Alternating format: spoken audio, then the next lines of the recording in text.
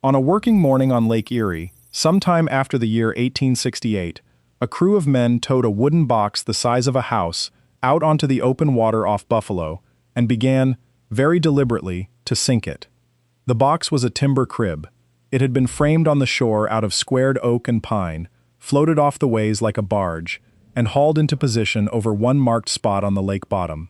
Now the men were loading it with quarry stone by hand, ton after ton, until the water climbed its sides and the whole thing settled down toward the bed of the lake.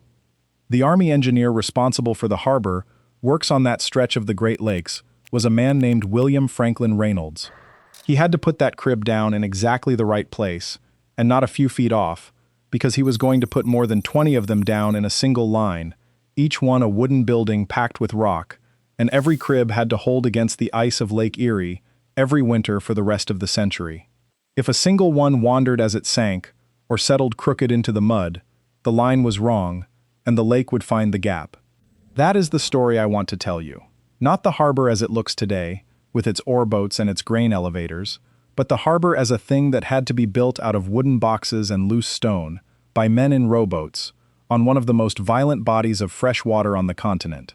The counting in this story is strange, and I want you to notice it early. The company books recorded the cribs, and the stone by the ton, and the dollars, right down to the penny. The men who framed those cribs and rowed them to the bottom are mostly missing from that record. The place is Buffalo, New York, at the eastern end of Lake Erie, where the lake pours into the Niagara River. And the man who started all of it, 2 generations before Reynolds ever floated a crib, was a Buffalo judge and one-time shipbuilder named Samuel Wilkerson. In 1820, Wilkerson took a wild creek mouth and a sandbar and turned it into a harbor with his own hands, and in doing so he decided which American city was going to matter. Everything the Army engineers built later, they built on the idea Wilkerson proved first. So let me start where he started, because you cannot understand the Great Breakwater without understanding the sandbar it was fighting. In the 1810s, Buffalo was not an obvious place for a harbor at all. Buffalo Creek came down through the lowlands and reached Lake Erie through a shifting mouth choked with sand, too shallow for anything but the smallest boats. Every storm off the lake pushed more sand across the opening. A few miles north, the village of Black Rock sat on the deeper, steadier water of the Niagara River, and Black Rock had a powerful man behind it in Peter Porter, a congressman with the kind of connections a Muddy Creek village could not match. On paper, Black Rock looked like the safer bet, because it already had usable water, and Buffalo had a sandbar. When New York State began surveying the western end of the Erie Canal, the great question was where the canal would meet the lake. Whichever village won that terminus would become a city. The other would be a footnote. Buffalo and Black Rock both knew it, and the men in Buffalo understood that the only argument that would win was a working harbor they did not yet have. The problem was that the canal commissioners were not going to hand the prize to a village with no harbor. Buffalo had to prove it could make one.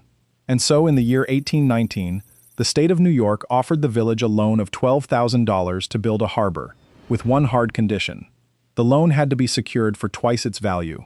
Someone in Buffalo had to personally guarantee $24,000, a fortune in that country at that time, against a project that most engineers thought could not be done at all. If the harbor failed, the men who signed would be ruined. 3 men signed. Charles Townsend, Ebenezer Johnson, and Samuel Wilkerson each bonded $8,000 of their own money to secure that loan. And when the hired man who was supposed to run the construction proved unequal to it, Wilkerson simply took the job over himself, in 1820, with no formal training in harbor engineering and no example anywhere nearby to copy. Here is what Wilkerson actually did, and it is the same idea Reynolds would use on a giant scale 50 years later. He built the harbor out of timber cribs filled with stone. His men framed heavy wooden cribs, floated them out into the mouth of the creek and the edge of the lake, and sank them with loose rock to make 2 piers reaching out into the water. Those piers pinched the creek into a single channel about 100 feet wide and 8 feet deep, and that channel, scoured by its own current, would carry the sand out into the lake instead of letting it settle across the mouth. The south pier ran much longer than the north. It was, in effect, a wall built to make water do the digging. Building it nearly broke them.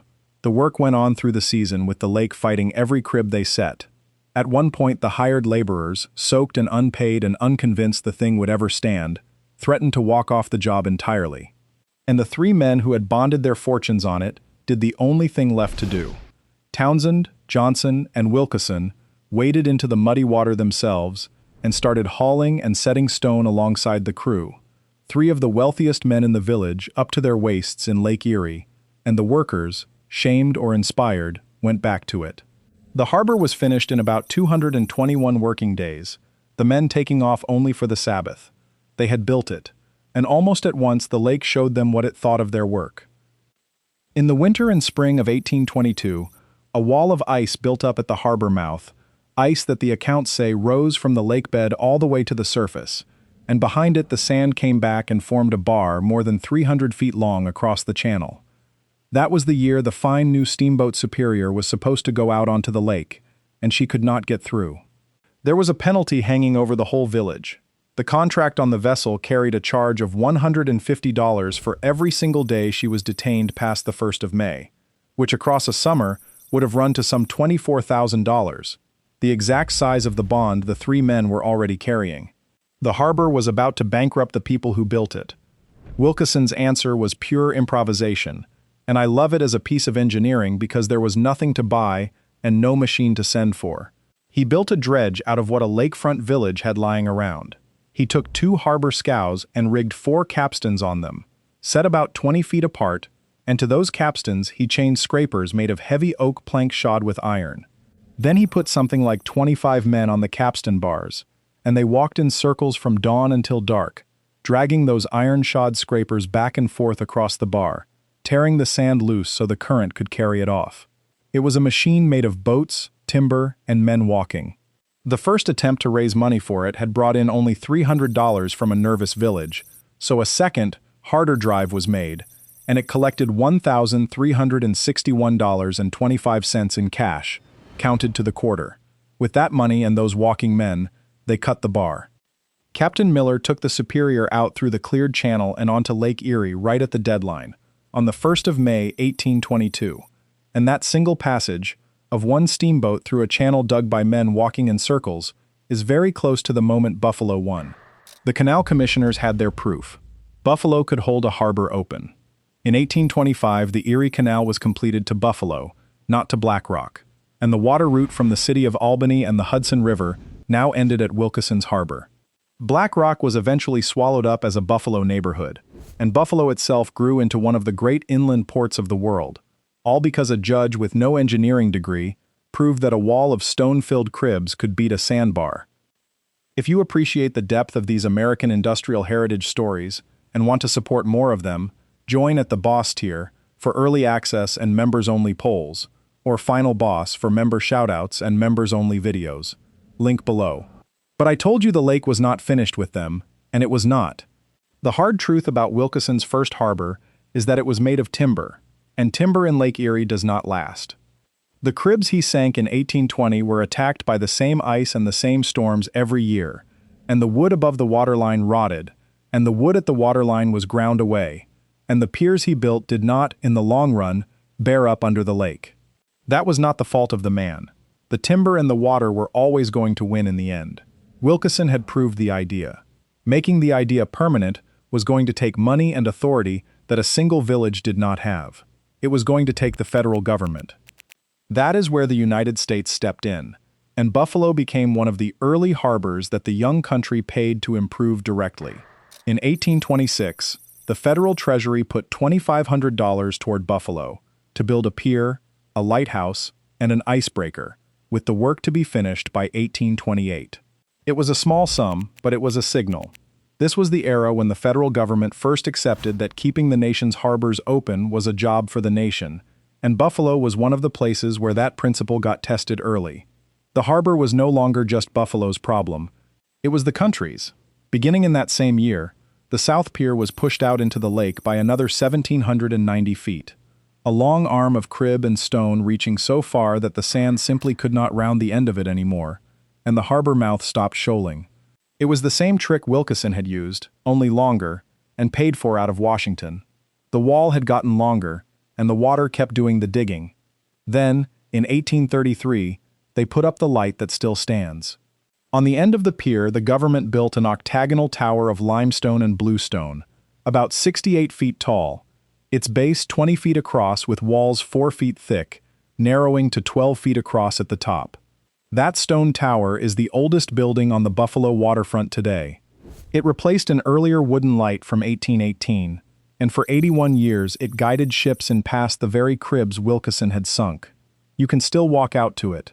When you do, you are standing at the end of the argument that Buffalo won against Black Rock, marked in stone.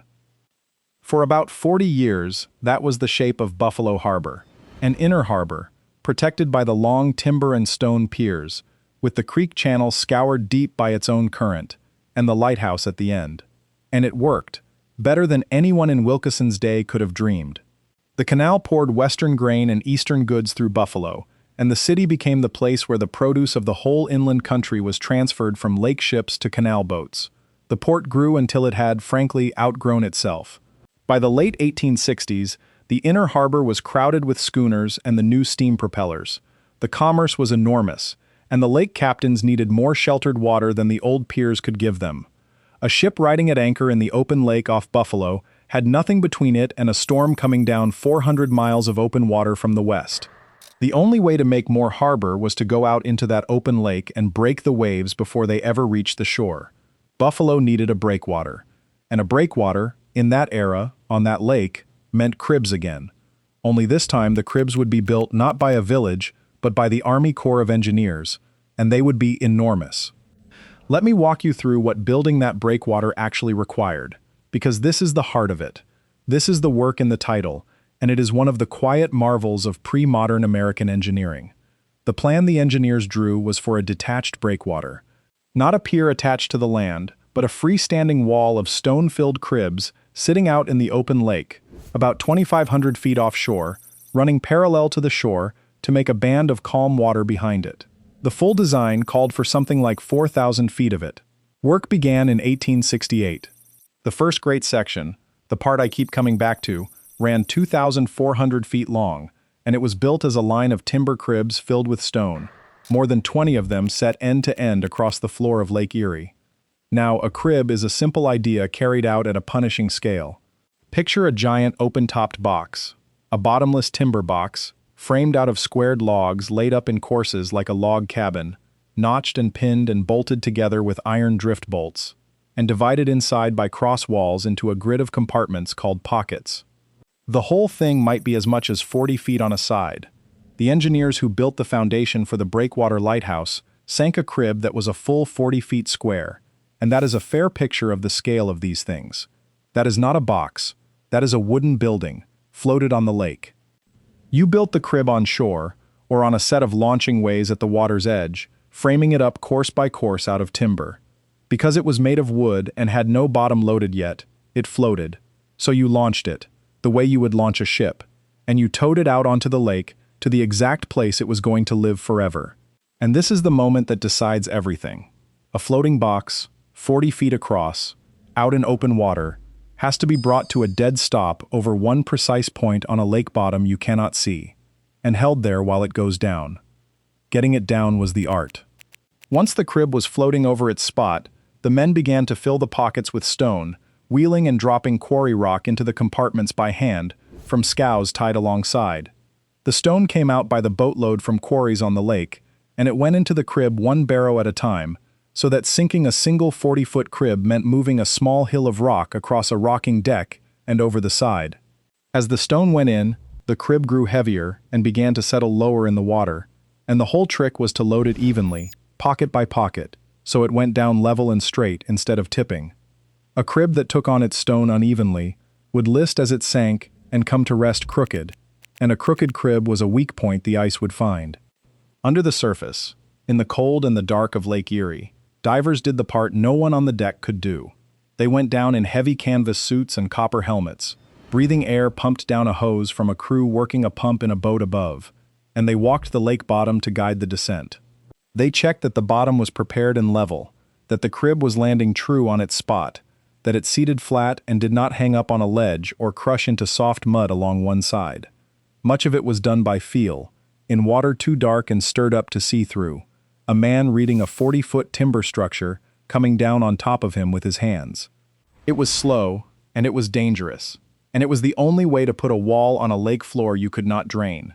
The crib sank the last few feet under its own loaded weight, and came to rest on the floor of the lake, and then the men kept feeding it stone until it was packed solid, a single deadweight mass of timber and rock that the water could not move. Then you built the next one right against it, and the next, keeping the line straight, until the whole line stood on the bottom of the lake. Above the waterline, the tops of the cribs were finished off with a heavy cap, a superstructure of timber and later of stone and concrete, to take the breaking waves. Below the water, it was all crib and rock. The Great Lakes were actually a good place to do this, because the bottom in many places is hard rock rather than deep mud, which gave the cribs a solid floor to stand on. But make no mistake about the labor. Each of those cribs was framed by hand, floated by hand, filled by hand one stone at a time, and guided down by men breathing through a hose. There was no crane on the lake doing this. There were men, timber, stone, and boats. And the lake fought them the entire way, exactly as it had fought Wilkerson. If you're new here and enjoying this kind of historical depth, subscribe so you don't miss the next video. We publish new videos every week. The worst enemy was not the summer storm, it was the settling and the ice. As the first cribs went down and took the weight of their stone, they did not always sit still. A crib might weigh hundreds of tons once it was packed, and all of that weight pressed down onto whatever the bottom happened to be at that spot, and the ground did not always hold it evenly. The record from the Breakwater Lighthouse Foundation is blunt about it. Through 1871, the pier there kept settling, continually and unevenly, the loaded cribs pressing down into the lake bottom in ways the engineers could not fully predict, and by that September, the settling was bad enough that they had to suspend the work entirely and wait. You cannot build a straight wall on a foundation that is still sinking under you, and you cannot rush a lake bed into holding still. So they stopped, and they let the lake and the cribs come to terms with each other over the winter, and they resumed the following spring once the ground had taken the load. It is a humbling thing to read, because it is the opposite of the way we imagine great engineering.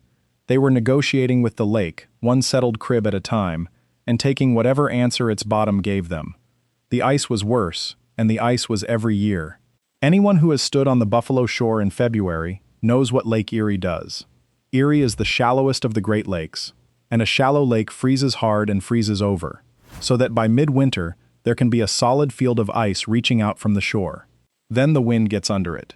A strong wind off the water drives whole sheets of that ice ahead of it and piles them into moving ridges, an ice shove, that walk slowly toward the land and grind against anything standing in the way, with a force that can move stone and snap timber. A breakwater sitting alone out in the open lake takes that punishment on its most exposed corner, over and over, all winter long, in a place no repair crew can easily reach until spring. The engineers knew a bare timber crib corner would be chewed apart in a season or two. So on the Breakwater Lighthouse crib, they armored the northwest corner, the corner facing the worst of the ice and the worst of the wind, by piling heavy stone against it, and by sheathing it in plates of boiler iron to take the scrape. They were, in plain terms, bolting scrap iron onto a wooden box to keep the lake from filing it down. And that combination, timber for the frame, stone for the weight, iron for the ice, is the whole engineering answer of the era in one image. It was crude, and it worked. And it was dangerous work in a way the calm harbor today hides completely. Every part of it happened in or over cold water. A man wheeling stone on a pitching scow, a diver on the bottom beneath a crib coming down through the dark, a carpenter balanced on an icy frame in a January wind, was always one slip from going into Lake Erie, and the lake in the building season is cold enough to pull the strength out of a strong swimmer in minutes. They did the work anyway, day after day and season after season, because the harbor had to be built, and this was the only way anyone knew to build it. You do not get a calm modern port without a great many people having done something frightening a long time ago. Season after season, they extended and rebuilt. The state of New York, working alongside the federal effort, added more than 3,100 feet of timber crib and stone riprap to the harbor's defenses between 1869 and 1901, more than half a mile of new hand-built wall. Think about what that meant as work. It meant framing crews out in the cold of a Buffalo winter, cutting and notching and pinning green timber into 40-foot boxes on the ice-fringed shore, so the cribs would be ready to float and sink the moment the weather broke. It meant doing the whole slow business again, and again, and again, a crib at a time, for the better part of 30 years. The breakwater was not a single act. It was a 30-year campaign of sinking cribs, one after another, against a lake that never stopped pushing back. And through all of it, they kept a careful, itemized record of the cribs, and the stone, and the money. That is the thing I cannot get past in this whole story, and I want to sit on it for a moment. We know the numbers. We know the breakwater ran 2,400 feet in its first section. We know the state added 3,100 feet more. We know a lighthouse crib was 40 feet square and was sunk 20 feet behind the breakwall on a particular day in May of 1871. We know the federal government first put $2,500 into this harbor in 1826, and that the original state loan was $12,000 secured by $24,000. The engineering record is precise, because the engineering record was money, and money gets written down. What we do not have, in the same detail, are the men. The crib carpenters who framed 40-foot boxes out of green timber in a Buffalo winter. The scow crews who wheeled the stone. The divers who went down into the cold black of Lake Erie in a canvas suit, breathing through a hose, to seat a crib by feel, and came back up, and went down again the next day. I would give a great deal to know the name of one of those divers. He did work that would frighten a modern professional with modern equipment, and he did it in the 1860s, in a suit of canvas and a helmet of hammered copper, and as far as the record is concerned, he did not exist. He is a line item. They all are. They are in the story the way the drivers on a river are in the ledger, as a labor cost and a quantity of stone moved, rather than as people with names. The record kept the tonnage. It did not keep the men.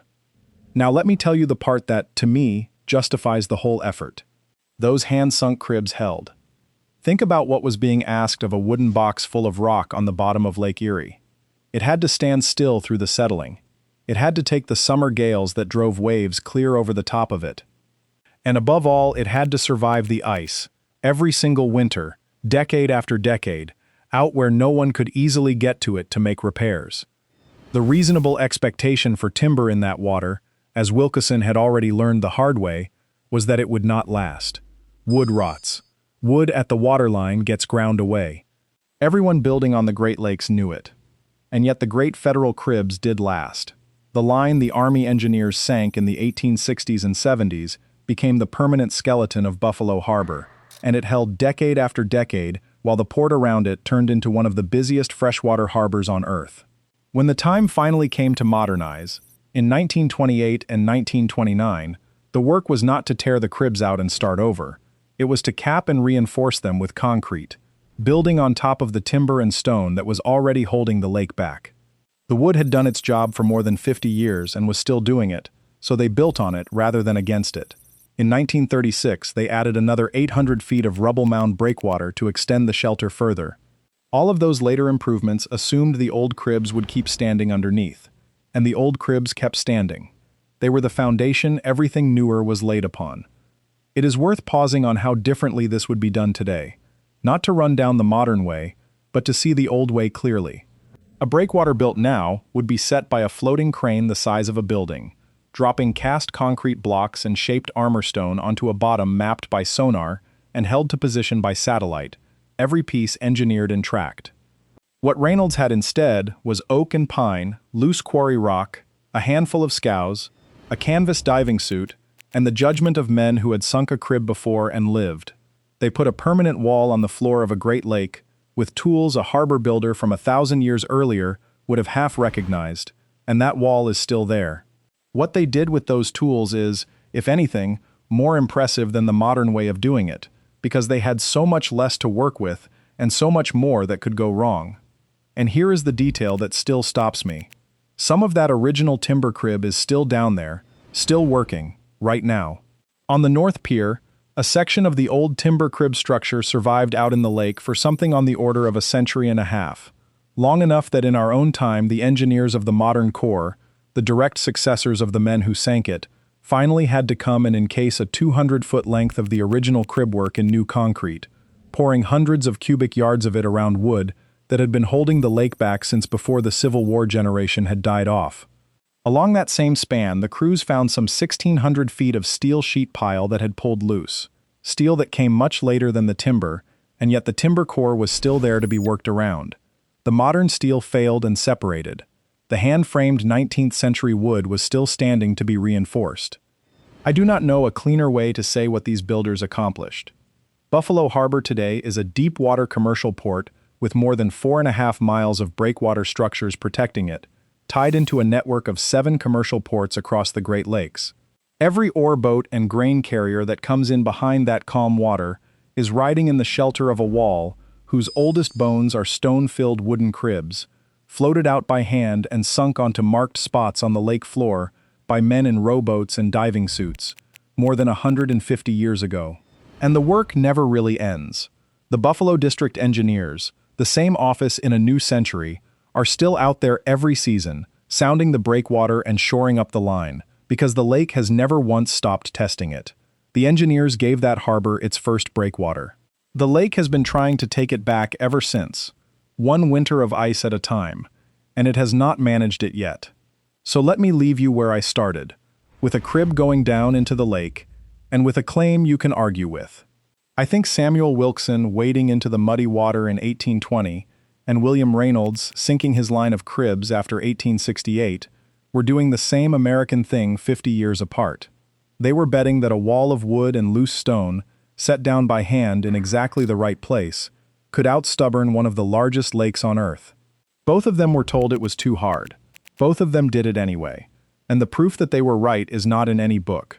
It is out in the water off Buffalo, where the ice comes in every February and grinds against those old cribs, and the harbor behind them stays calm. If you have ever stood on a pier or a breakwater on the Great Lakes and felt how solid it is under a heavy sea, I would ask you to remember that the first ones were set down like this, by hand, by people the record kept only as a cost. Some of you had family who did this kind of work on these lakes, in the quarries and the scows and the diving suits. I would genuinely like to read their names in the comments, because the ledgers never did. We remember the harbor. We should remember that it is made of boxes that men built by hand and rowed to the bottom, and that most of their names were never written down at all. Before we close, if this kind of pre-modern engineering story is what you came for, the final boss tier at $9.99 gets you members-only videos plus your name in upcoming uploads. Boss tier at $4.99 for early access. Link in the description. Thanks for watching to the end.